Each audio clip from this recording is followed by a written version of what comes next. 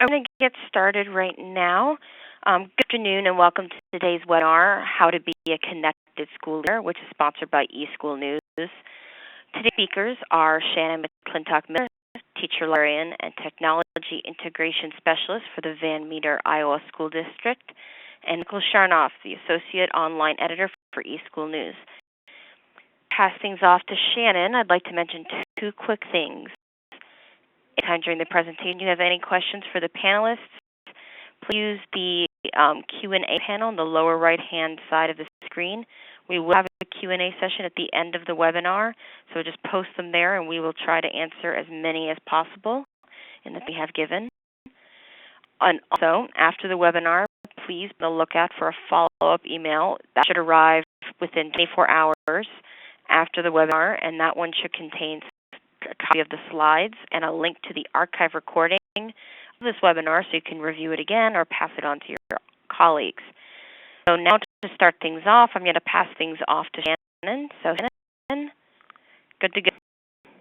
Thank you, and thanks for having me. I'm really excited to talk to everyone, and it's such a topic that I'm passionate about, so it's going to be fun. So as Liz said, my name is Shannon McClintock-Miller, and I am the District Teacher Librarian at Van Meter. And this is a picture of our school, and I always like to give a background about Van Meter just so you can see as a whole just how connected we are and what we do at our school. So we're a K-12 building right outside of Des Moines. We have about 600 kids in our building. We've been a one-to-one environment with laptops in our 6th to 12th grade for 5 years. And this year we are piloting iPads in our school in 4th and 5th grade. And then all of our elementary, they have their own carts per grade level. And so our kids have access to a lot of times 2 different devices a day, iPads and laptops, and our kids can have their own devices too that are upstairs, and so they have, their phones and the different devices that they're using, and also teachers, and so we're really connected as a whole within our community, which makes it really fun to be a teacher. And when I tell this story today, remember too that this is a story of the last really 5 years. And so take, 1 or 2 of these ideas and do this year, implement them this year, or maybe participate in something that you haven't before. But don't try to, try it all at one time. Make sure that you kind of pick and choose, because then it doesn't become so overwhelming. So this is my story first, just how I became really a connected educator. And my personal learning network consists of teachers and students, parents, and our community, and other communities and others around the world. So by getting connected on Twitter and different networks, I became a connected educator probably 5 years ago, probably 6 years ago, I would say, within that time. And I first about Twitter, and my principal and superintendent and I talked about getting on, and we decided to all get on together, and we tried out in the summer, and I soon saw the benefits of it by following people, by finding people I had things in common with, by finding other educators and other students in schools.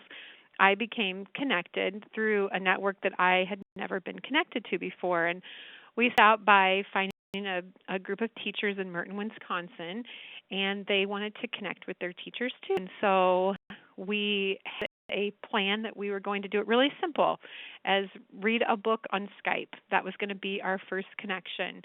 And so I went to Krista McClintock, who happens to be my cousin, and she teaches kindergarten at Van Meter.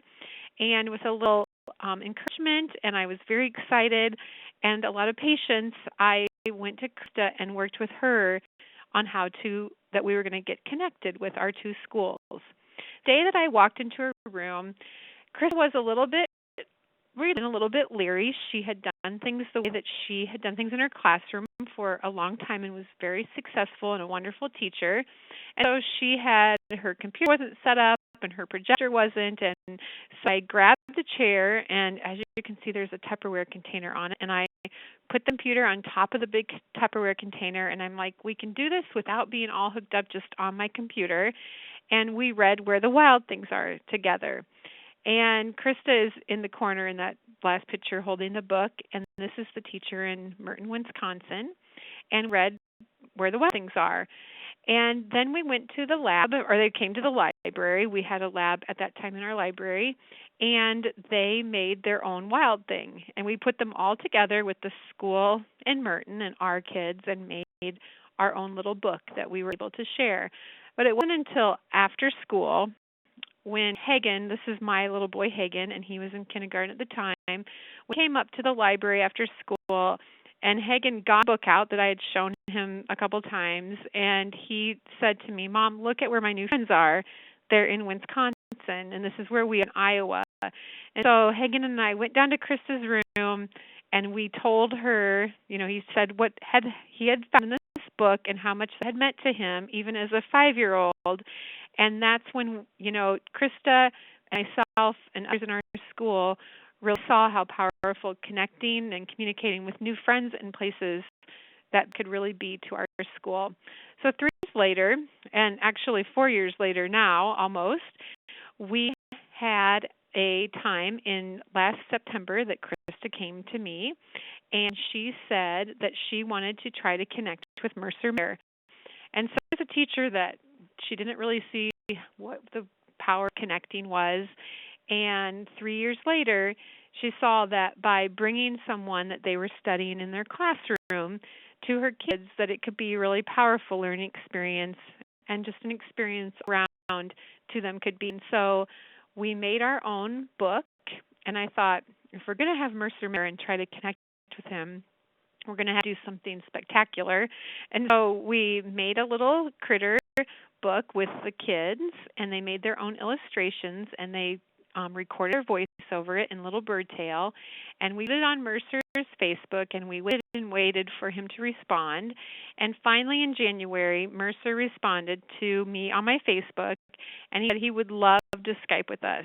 And so these are some pictures of the day that we Skyped, and he drew a little critter. And if I was live or you could see me, I would show you the little critter that we have in the library. And it was just one of the neatest connections. But what was really, really cool for me was to see how excited Chris was as a teacher and how excited the kids were to connect with Mercer Mayer and an author and somebody that they were learning about.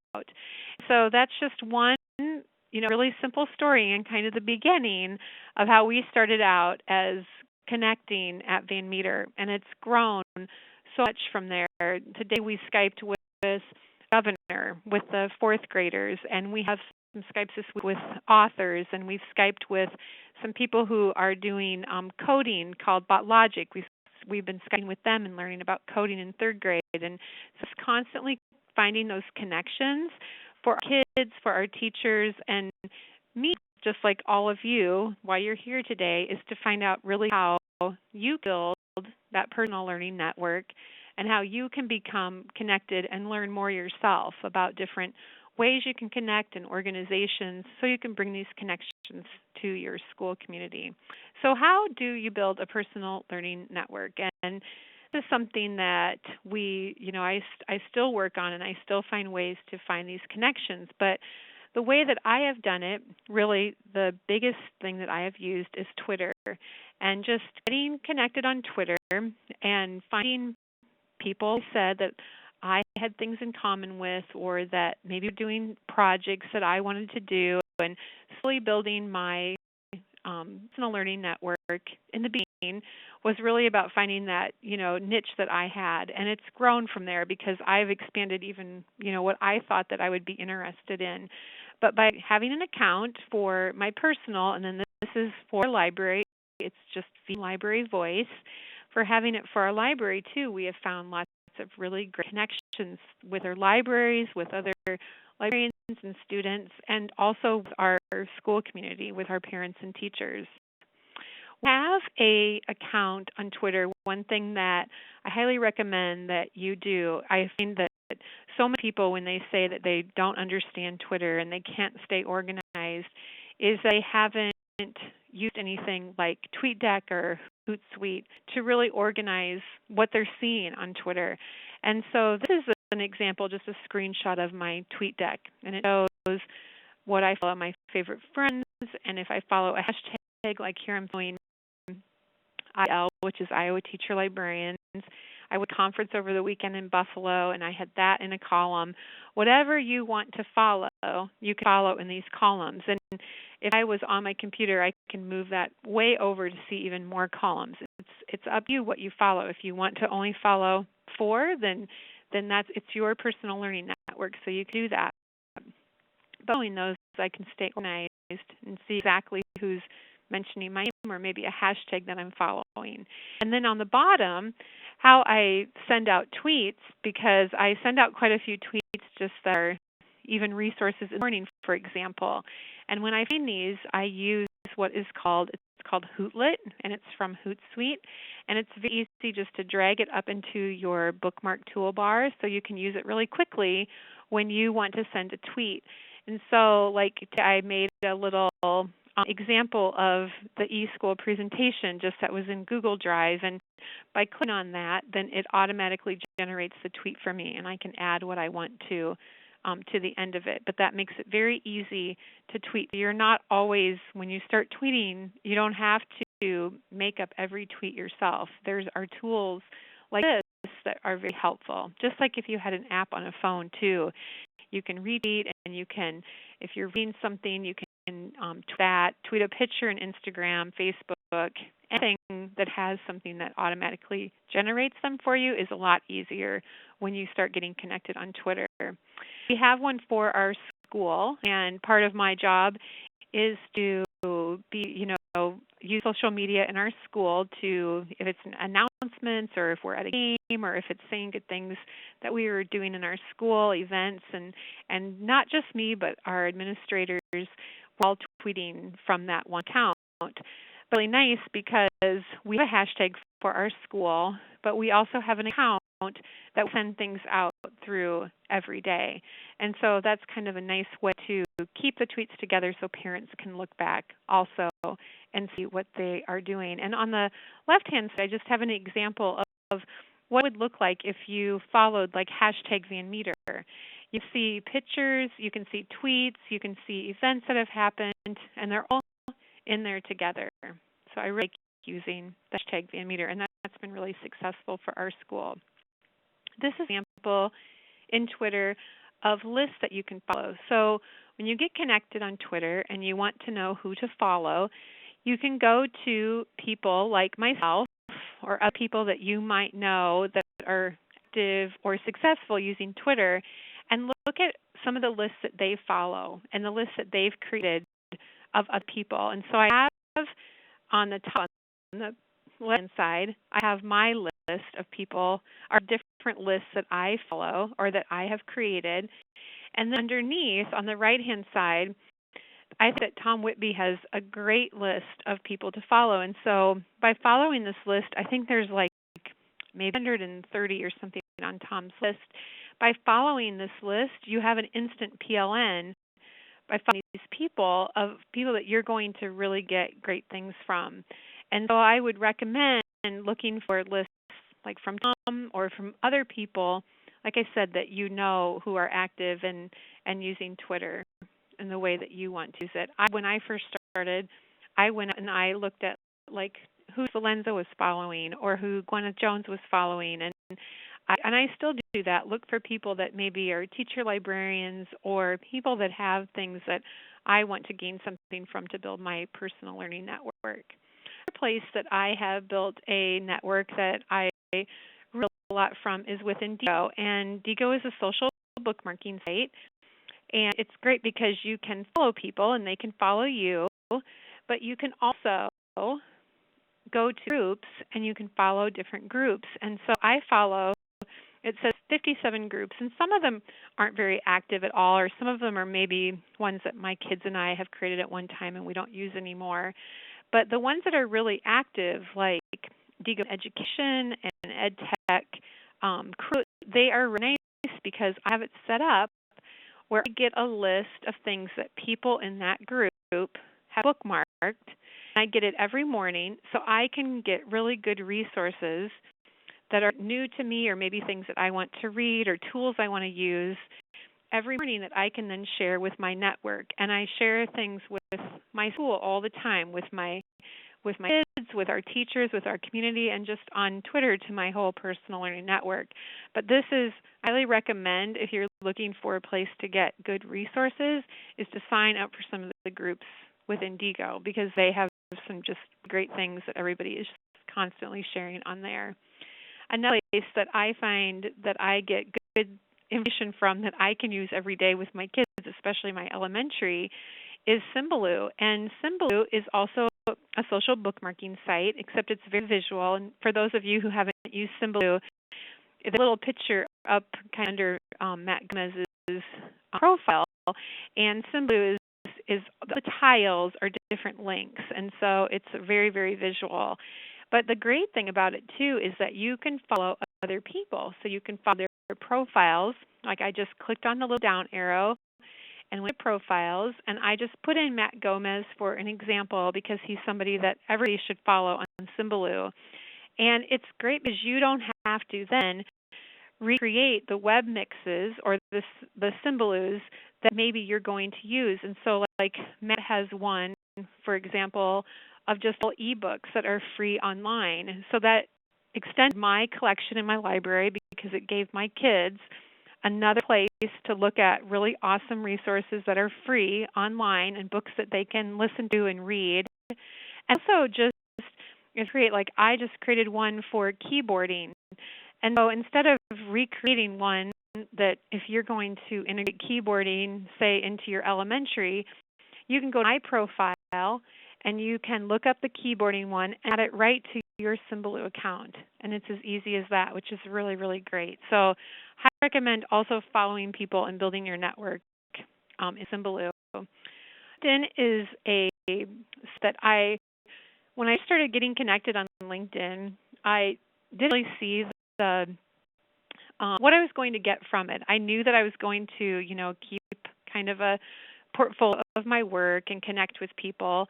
But now when I meet somebody, and if it's at a conference or I meet somebody online, or maybe I'm sharing something with another teacher that's halfway around the world, I always look them up on LinkedIn because it gives me a little bit more personal background information on them and something else for us to connect with. And the resources that are shared on there, they're great. There's a lot of great things that I love to read. I find a lot of journal information that I like that I can put then onto my own network. And so LinkedIn has become just really important to me too. Facebook, I use Facebook all the time, my own personal Facebook, which has turned into a really professional place for me to share things too. I share things, even though it's my family and friends, it's huge, probably more people on there are people that I have met professionally who are now my friends, and they see pictures of my family and see pictures of what I'm doing. But I think that gives you it makes it even more personal. It grows network, it makes you more of a real person to them, and you're getting another place where you can get great information from. And we have one also for our library, and this is a main place that our community goes. And so parents, when they are looking to see what's happening in the library, if it's something that I've posted on my blog or if it's a picture that I've taken maybe of a Skype that we've done, whatever we're doing in the library is going to go onto our Facebook because it's a place where our kids and our parents and our community can go. But also other people from around the world belong to the Van Meter Voice too on Facebook. And one thing I wanted to say too, and I don't have a screenshot, kind of an example of how it would look, but when you're posting on multiple networks, you can find tools like TweetDeck, for instance, that you have multiple Twitter accounts and Facebook accounts and even your LinkedIn all set up within your TweetDeck. So when you tweet like this morning, I said something about announcements for the week. I could use it. I wanted to tweet it from the Van Meter School, from the Meter Library, and maybe the Facebook from the school. And so I can pick where I want to, and it can be multiple postings, which makes it very, very easy to organize. And the same with my phone. If I'm going to tweet something, I can quickly switch to a different Twitter account or Facebook account, and I can do that from multiple places. Instagram is one that I post a lot of things from Instagram, and I can choose if I want to post it from what Facebook accounts or Twitter accounts. So look for those things too, because you don't have to do it multiple times. You can do it one time.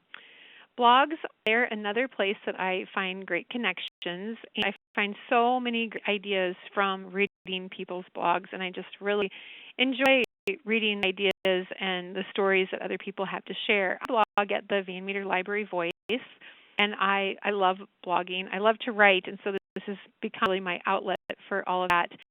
And I share stories almost every day on my blog of the stories of kids and the stories about what we're doing in the library, but also just giving people resources that they need if I do a lesson or if I maybe attend a conference, or like today I'll blog about what we're doing right now, and I can give that information then to my school community but to others as well. So connecting on blogs has been really important to me. These are some that I just love. Aaron Klein's and Prunell's and Richard Brin. I love these blogs, but there are so many more. But this is really a start to 3 that you would get so much information from finding just these online. And then connections that I find that probably my favorite type connections are the ones that I make on Twitter and Facebook and LinkedIn and these other networks, but when we bring them to the library through Skype or Google Hangout or even in person. And this is an example of me Skyping with my friend Andy Plemons, and he's a teacher librarian in Georgia.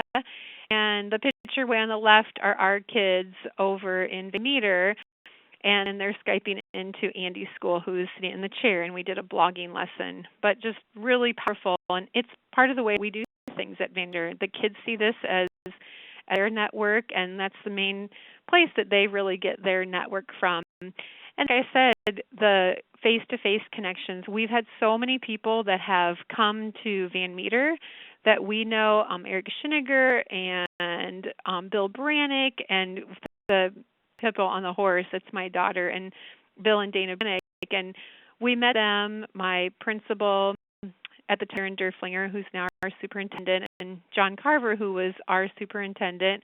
And we even went to their school with some other teachers in Philadelphia, and they have come to our school. And those connections are so personal. We all even went to Bill and Dana's wedding. And so these become really valuable, important, also relationships to you when you start building your personal learning network. And this slide is a good testament to this, but these are some of my closest friends that I have met on Twitter and on Facebook and have grown these relationships, but people I respect so much in my professional life and that I've admired for so long. And so by building these networks, you have just so many more great friends too. And don't forget to make the connections with the kids that you meet in other places. Like when I went to Bill's school, for instance, in Philly, I met kids that I was teaching a class with in part of our class was in Philly and part of them were in Van Meter. But the second I walked into their building in Philadelphia, those kids, I knew that they were my students too. And we didn't even drop a beat on when we met on that relationship piece. And these are some kids in Merton, Wisconsin. And when I told the story in the beginning, remember, that story took place with this kindergarten class. And so when we did the Read the Wild Things Are, I was lucky enough to be able to go to Wisconsin then that spring and meet the kids that we did the Skype with. And it was just like my own kids. And then we do a lot of Skyping with my friend Steve Gagnon in New Hampshire. And these are his kids a couple years ago, and at the end of their school year, they even made like this big show for me, and I watched it in my house online, and it like really just kind of emotional because you really see how you're so important, not just to the kids in your school, but you're so important to that student voice and to those kids and teachers in other schools as well. There's a lot of resources that are out there that you can use to really connect and keep connected online. So some of them that I'm just going to mention, and I know that there's others, but you get connected on Twitter. One great way to really get involved and to meet new people is there are all these Twitter chats. And the first one that started was EdChat.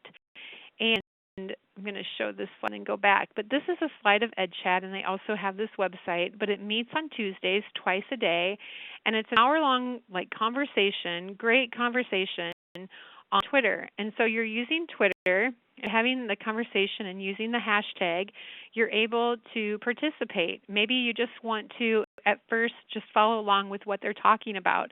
Maybe eventually feel really comfortable, we hope you do, coming in and being part of that conversation. But it's this constant learning together through these Twitter chats. And I'm going to go back to this for a second, but on this link, if you go to this, just a whole bunch of chats that take place all through the week. And I have a story about my PE teacher, my friend Jones, about a year and a half ago. I really wanted him to get connected on Twitter. I knew that he would like it and get a lot from it.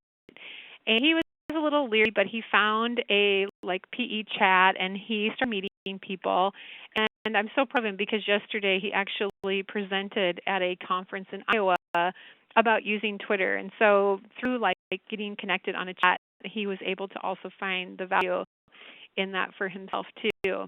As teacher librarians, we have, I just wanted to mention a shout out to this too, but we have, it's called TL Chat, and we have events all month long for teacher librarians. We have TL Chat, that is a Monday, one of the Mondays in the month. We also have the TL Virtual Cafe, which is held in Blackboard.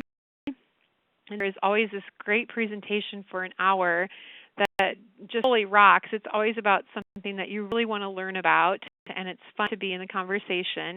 And we have something new that's called TL News Night, and there are 6 of us who are the co-host, and it's actually tonight at 7 o'clock my time, 8 o'clock Eastern, but we're highlighting a state every month and different tools and just different news that we're kind of recapping what's happened through the month. And so I mentioned teacher librarians, but there are all kinds of things out there for administrators, for art teachers, PE teachers, whatever kind of teacher that you are, what you're interested in. Look for these conversations because they're really, really important.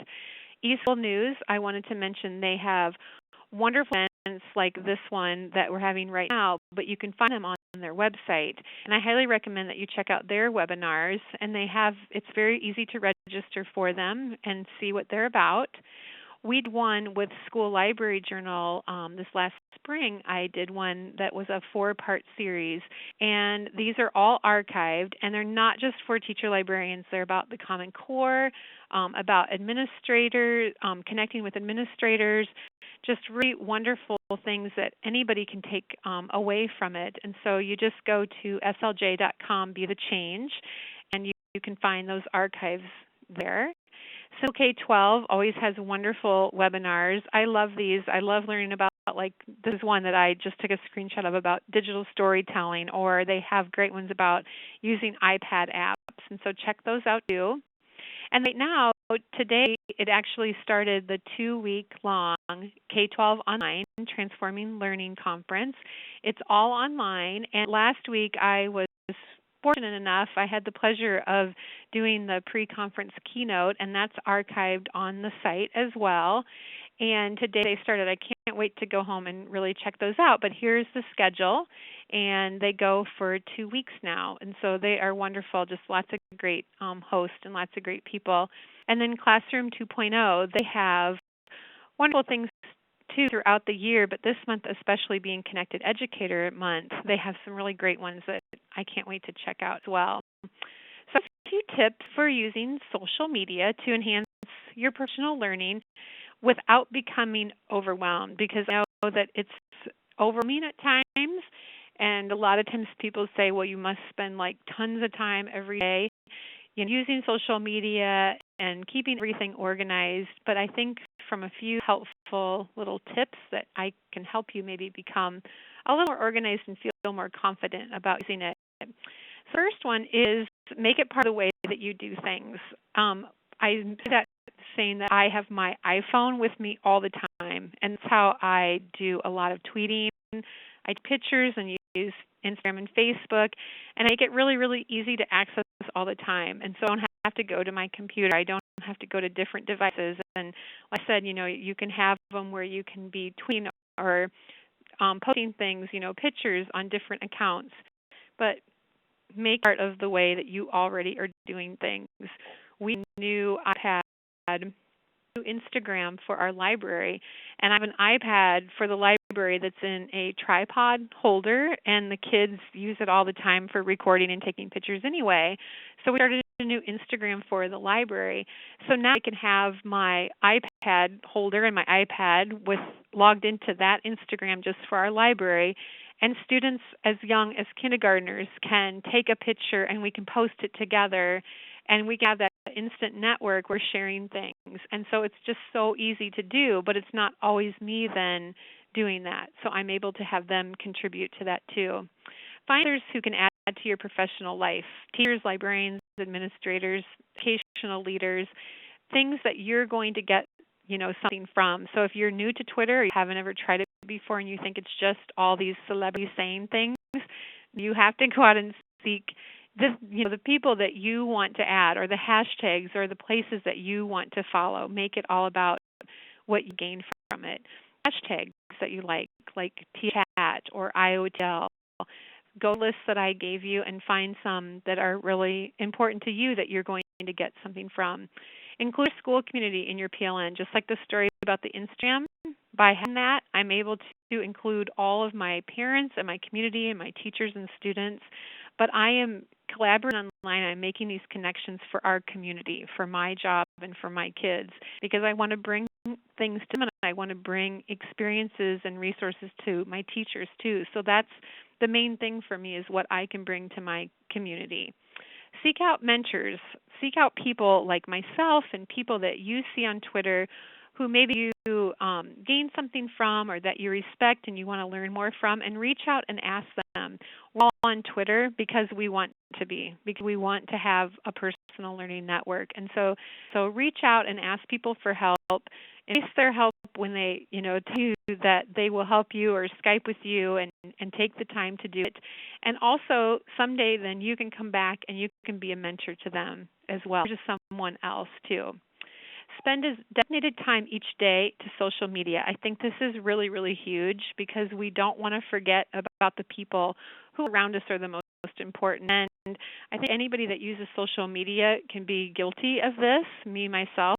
And I think that it's something that we just need to remember, that the here and now is the most important thing. But using these things creatively, and by using them collaboratively with your school community, you can be successful and not forget about the people that are around you as well.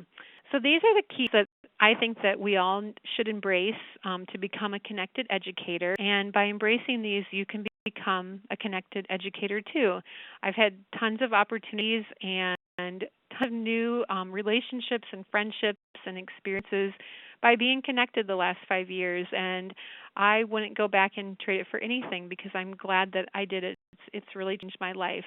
So if you have any questions for me even after today, you can reach out to me. My Twitter is Shannon M. Miller. There's an M in between, and you can find me also on Skype and email. So I look for questions at the end, but for right now, I'm going to hand it over to Michael. Okay, thank you, Shannon, very much for that excellent presentation. My name is Michael, and I am the Associate Online Editor for eSchool News. In case you're not familiar with our organization, eSchool covers the intersection of technology and innovation in education, focus on how technology can help educators improve learning and deliver instruction more effectively, enhance student experience, and transform their schools. Now, school news should be part of the daily reading for educators, administrators, and superintendents, because we provide exclusive commentary on the following core topics: curriculum and assessments. This includes Common Core, STEM learning, massive open online courses, or MOOCs, education trends, and Bring Your Own Device Initiative, or BYOD. Technology. This includes updates and trends on the latest mobile devices, such as iPads and tablets. They can improve the teacher-student learning experience in K-12 schools. We also cover the latest and greatest apps for mobile devices. One of our popular articles on apps is 10 of the best Apple and Android apps for education in 2013. We published a summary of this article from the reader perspective, which you can read, called how do you rank the 10 best apps for education in 2013. I'll cover analytics, how advanced analytics and data software can help school leaders improve learning and save money. Optional development, ways networking and collaborating can help educators learn new techniques and problem solving in the classroom. We focus on digital learning, online and alternative learning methods, including how technology can enhance student efficiency inside and outside the classroom. Social media and digital communications, strategies to implement social media outlets like Facebook, Twitter, YouTube, and infographics to help make learning more interactive and engaging. We focus on technology in facility management and construction, new information to help school and district leaders as they plan, design, construct, and equip leading-edge facilities. Ed tech policy and compliance issues, ways to incorporate ed tech products and services to help administrators and school districts. Best practices, strategies for educators, administrators, and school districts to leverage new technologies in the classroom and help build a better learning environment. And find all these topics by visiting www.eschoolnews.com and locating the Browse Subject and Publications tab. Now notice, when you click on an article to read, you can only read a summary of the article and a box appears prompting you to register. Registration is free and only takes a moment of your time. Reading with eSchool News provides you with full access to original news stories and resources. This includes, when visiting the website, all the featured stories in the top left-hand corner box, as well as the entire top news category listed beneath My eSchool News registration box.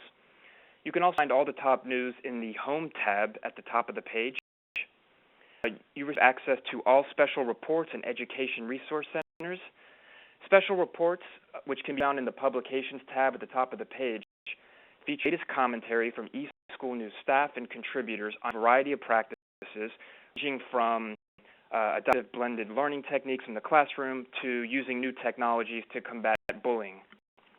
Education Resource Centers provides a collection of news and resources aimed at helping you sort out the complex challenges facing educators every day, including information for IT leaders on safeguarding their files and data, teaching critical skills in the 21st century, leveraging technology for language learning, and Common Core standards preparation for the classroom. Registration, you receive all professional development content, including our webinars, best practices, and white papers. Our webinars, which can be found on the home page under the Webinar tab, features hottest trends in education technology by leading experts in the field. So, for instance, if you wanted to learn more about the latest ways you can incorporate Google tools in the classroom, you can find that information in our archives at Going One-to-One with Google Chromebooks and Establishing Professional Development at Fond du Lac School District. Our library, which can be found in the Resources tab, provides the most up-to-date issues in education technology and examines topics like student performance, class strategies, child left behind scores, data analytics for decision-making, and more. Our services section is located in the Publications tab and serves as a self-help guide for educators, administrators, and school districts to leverage new technologies in the classroom and build a better learning environment. Some recent articles in this section include ways to create a successful bring your own device policy and tips for launching a one-to-one initiative. Our white papers and educator resource centers are free, and you may find latest information on these topics in our website's search bar. Free subscription to the monthly digital issue of eSchool News. Our monthly digital issue is a recap of the most popular articles plus bonus features not available on the regular website. You can also subscribe to our free monthly print version with the slide here by clicking on the Subscribe tab. Registration also includes free email subscriptions to our news alerts, product alerts, and product updates. Registering, you can select to receive eSchool News This Week, which goes out on Mondays and features the week's top education technology news. Select eSchool News Today, which includes today's breaking headlines. eSchool News Tools for Schools includes the latest technology tips schools use each day to improve learning. Special offers from eSchool News is for receiving valuable offers and discounts on our publications, conferences, and professional development breakthroughs. And special offers from school technology vendors is for receiving valuable offers from education technology vendors. I also encourage you to visit our popular sections on our website. The Site of the Week section is located in the Resources tab, and the Site of the Week is a list of websites with resources for K-12 educators, which are reviewed by eSchool News editors and selected for their excellence. Our most recent winner is the article, Here's Core Help for Students with Disabilities, which is how a new website called Power Up What Works provides free materials for educators to help students with disabilities achieve Common Core standards. Another section is our Funding tab, which looks at school funding and education technology grants for K-12 and higher ed educators. One of the big topics right now is Connected Educator Month, an initiative to help educators learn and collaborate through online communities of practice and social networks. I recommend reading on our website 6 Can't Miss Connected Educator Month panels by our associate editor, Maris Stansberry, and a guest post called 6 Ways to Engage in Connected Educator Month by Patrick Larkin, the Assistant Superintendent for Learning for Burlington Public Schools in Massachusetts. You can receive the latest information on education technology events, conferences, and webinars for K-12 and higher ed educators by visiting www.eSchoolNews.com/events. This way, for instance, if you can't travel to make one of the events, you can catch up and view the information online. Another way to stay connected and join the conversation is to follow our growing community on Facebook. And listed on this slide is the address, www.facebook.com/eSchoolNews, and to join us on Twitter, and the Twitter handle is @eSchoolNews. Currently, we have more than 3,100 followers on Facebook and are approaching 35,000 followers on Twitter. I hope that this brief overview will give you a better sense of what eSchool News has to offer and why you should make it your daily source for technology news and innovation. For more information, please visit our website at www.eschoolnews.com, and you can follow me on Twitter at Michael_ESM, or you can shoot me an email at msharnoff@eschoolmedia.com. Thank you, and I look forward to your questions. Okay, we've got a bunch of questions coming in.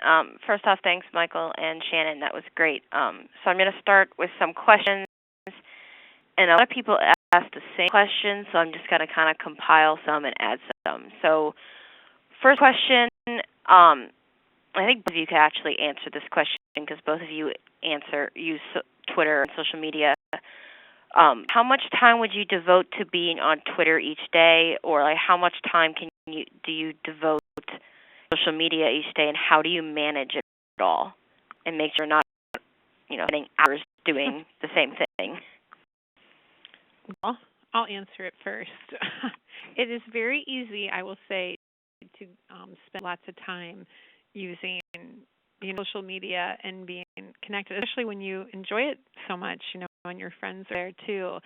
But I think that, kind of getting into a groove, like I said, like having a tweet deck and having these resources like on your phone or a device that you're going to use, and, using it like in the morning I'm getting ready, I can easily, go through emails or my DGO list and tweet things out or get back to people that I want to. And during the day, because, we use social media at our school, by keeping up on it, even, we Skype today with the governor, and giving your phone even to a student or, like the iPad, and having them help with that too.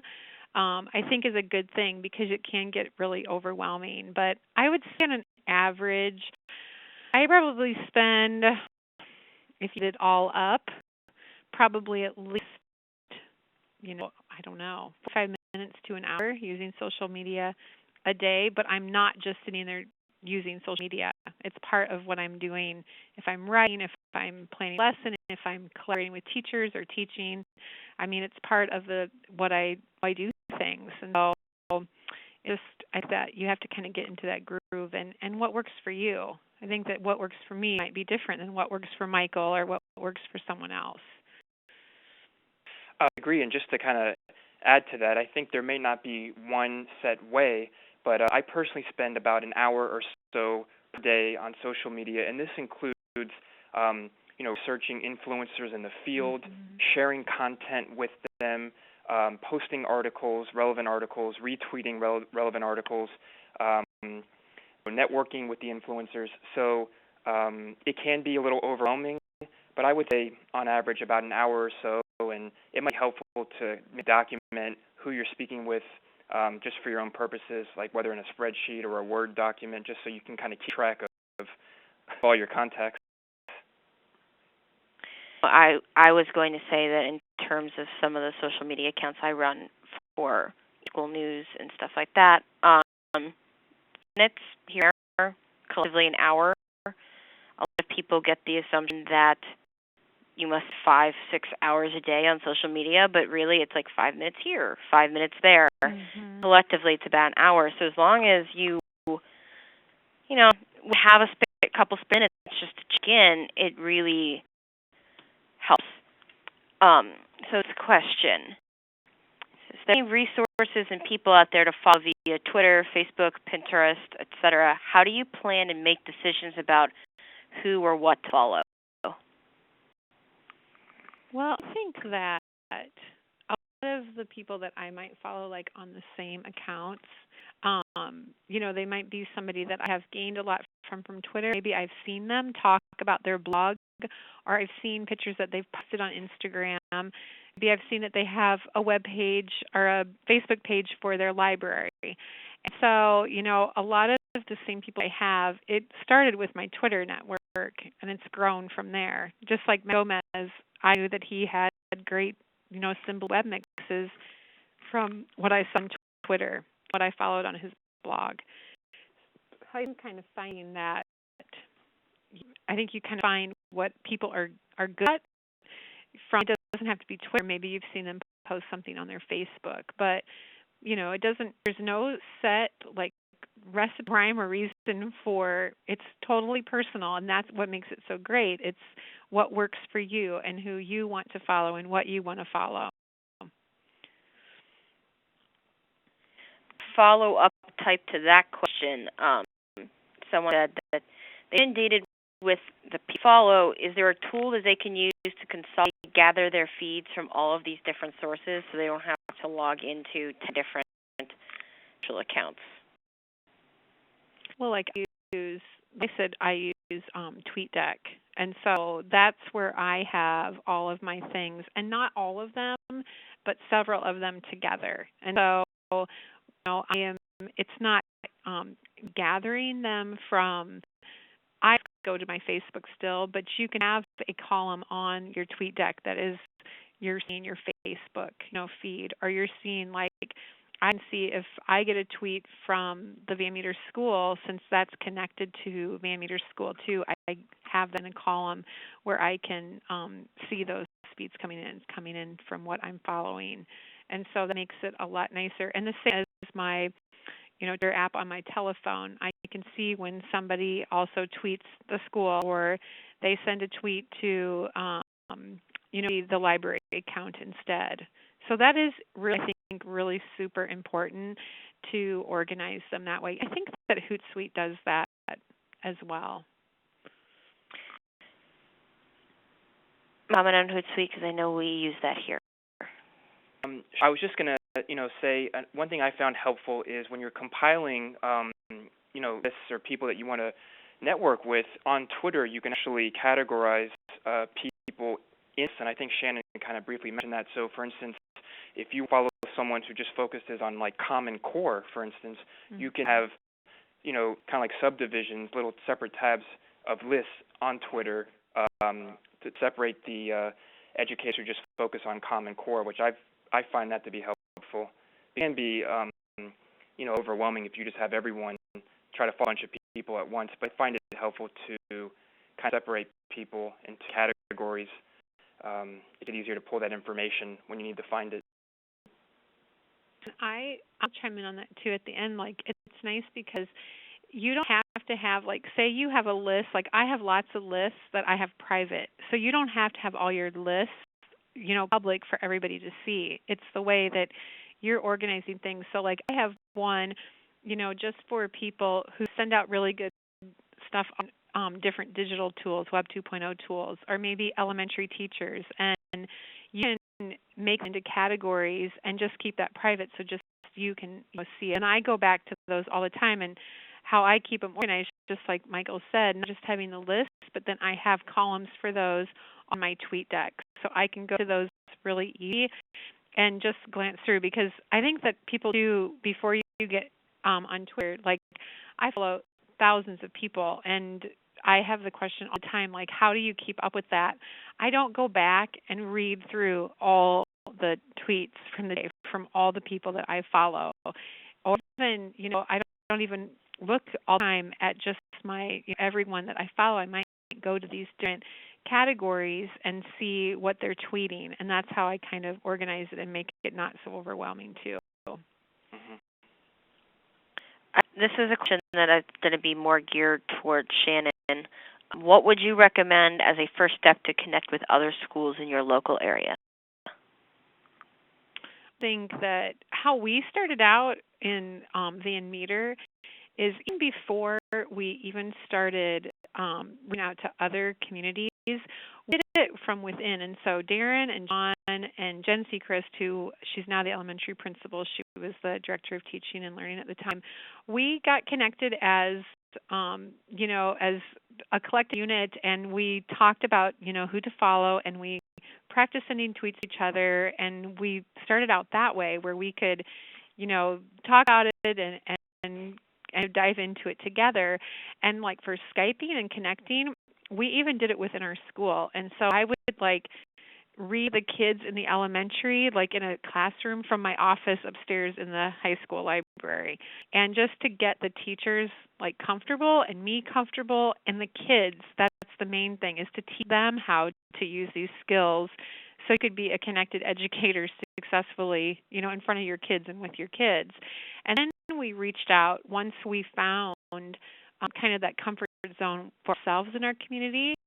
Then we went and we found another school that wanted to have, multiple connections. And so I think reaching out to, maybe it's a school that, in our district, it's just our school, but your districts that have multiple buildings, find another building within your district that even to try those connections with first. Maybe it's a second grade and they have 2 classes, or even one that you want to connect with. And start out and get them comfortable there first. Not just you comfortable and your teachers, but your kids too, and teach them those skills they need. Then you'll feel more comfortable when you start making those connections with other places. I want to add on to Shannon's comment. Another thing to start out with is you can get involved with some of the educational chats on Twitter.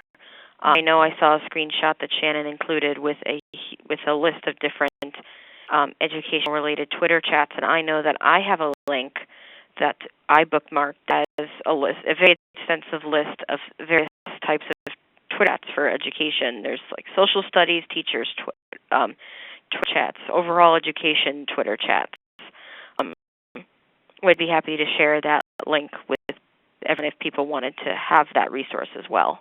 So, and I know that's one way to get involved as well. This one's also for Shannon. The person says, I know that connecting is valuable, but do you know of any tools that I can share with our IT department to let them allow these sites and applications on our network? So again, how do you get your IT people to allow you to use Facebook and Twitter? Well, that is a great question. I think that you really have to build your case. You have to show them the power behind it, and start with one. Start out with Twitter, or start out with whatever you're interested. I some districts, and even Symbaloo is blocked because of the that it's social network. And so start out with something that you are passionate about. And every time that I have went to my school district, since this is my 7th year here, and I go and I make sure that I know why I want to do it, and I make sure that I have evidence of why it's a good thing and why it's going to, be successful. And coming, armed with that and, being positive and showing how it can be used, not just for yourself, but, with kids and with your teachers. I think that that's the main thing. And, like I said, just start out with one thing, and if you have to be, kind of involved or know somebody. One thing we did too when we started, and we've done this with lots of places, we have a lot of visitors come to Van Meter, but we've also done like a lot of connecting on Skype with other administrators or other teachers. And so reach out to people like me and my district or other people that have been successful, and let your IT people or your administrators or your teachers even hear the story about what's happened like in a community like Van Meter. And there's communities all over the country, all over the world where this has been successful. We're, using social media and getting connected. But reach out, use your network, and contact me and ask if, we can use email or have a Skype or Google Hangout and, tell our story. The question's a two-part question, and I believe you basically answered the second part, but I will ask the question anyways. What legal concerns exist for using social media in schools, and how do you persuade school districts to buy in? For our school, one thing that we do in our school is the digital citizenship education. It's part of curriculum from the time kids are in kindergarten. And so it's part of my curriculum, part of everybody else's when we're using not just technology, but social media also. We know that we're getting that to the kids, that they need to, know how to be safe online and how to use it correctly. Because we have, even though our kids aren't using, Facebook at school in the elementary, are in school, period, we have kids that come, from second grade or even in first grade or kindergarten who have signed up at home. And so I think that's our job to teach them how to be safe and how to protect themselves and not give that information. But just be smart about it. Use it correctly. Use it any way that you would if you were emailing or talking to somebody in person. And be professional. I'm professional on these accounts, and I make sure that I'm also very transparent. And so when we are Skyping with people or we're doing activities that, like the Instagram account, I put it on my blog and I put it on our school Facebook. And so our community knows as a whole what's happening in the library and what we're using and what we're doing. And so if parents do have questions or if someone has a question, then we can then address it up front. And so everybody is very of what we're using and is also invited to, take part in that community as well.